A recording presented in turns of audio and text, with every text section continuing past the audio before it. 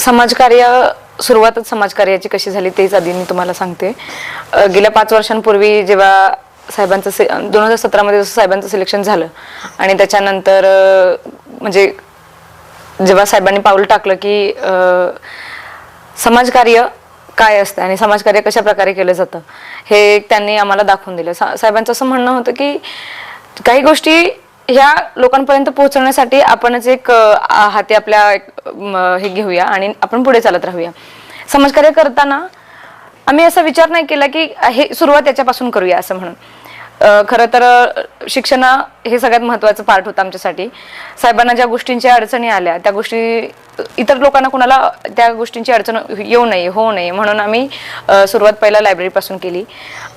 विट्यामध्ये आणि आटपाडीमध्ये अशा दिल्लीसारख्या सुसज्ज लायब्ररी आपण तिथे चालू केल्या आणि त्याच्यामध्ये आता मला असं वाटतं एक प्रत्येक एक्झाम्सच्या वेळेस एक 70 ते 80 मुलांचं सिटिंग आउट असतं आणि कोणती ना कोणती एक छोटी ना छोट्यातली एक्झाम ते मोठ्यातल्या मोठ्या UPSC पर्यंतच्या सगळ्या एक्झाम्स तिथे प्रिपरेशन करणारे मुलं तिथे बसलेले असतात.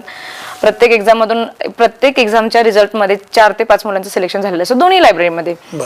मग त्याचा असा एक पार्ट असा होता की एक मुलगाचं सिलेक्शन म्हणजे एक कुटुंब म्हणजे एका कुटुंबाला कनेक्टेड 4-5 आजूबाजूचे कुटुंब असं म्हणजे हा एक पॅटर्न असतो तो.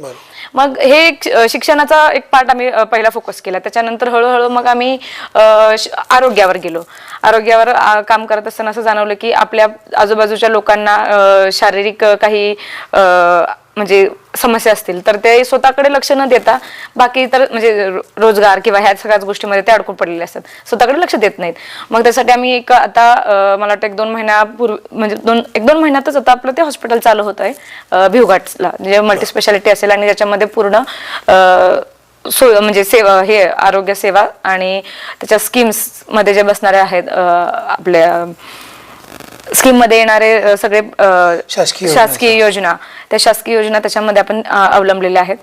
आणि त्याच्यानंतर आता एक पुढचं पाऊल उचलतोय आपलं रोजगार निर्मितीकडे, जे की थोड्याच दिवसामध्ये म्हणजे 1 वर्षभराच्या आतच आपला दुधाचा डेअरीचा प्रोजेक्ट प्लॅन चालू होतोय. त्याच्यामध्ये मॅन्युफॅक्चरिंग युनिट असणारे म्हणजे दुधापासून बनणारे प्रोडक्ट सगळे म्हणजे तूप असेल, खवा असेल, पेढा असेल, मुख्यतः पनीरकडे लक्ष दिलेलं आहे आपण.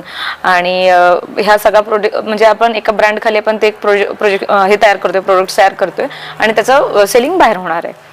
मग याच्यासाठी हळूहळू रोजगार निर्मिती, आरोग्य, शिक्षण ह्या सगळ्या गोष्टीकडे बघत बघत आम्ही ह्या आपल्या साध्या फाउंडेशन मधून सामाजिक कार्याला सुरुवात केली.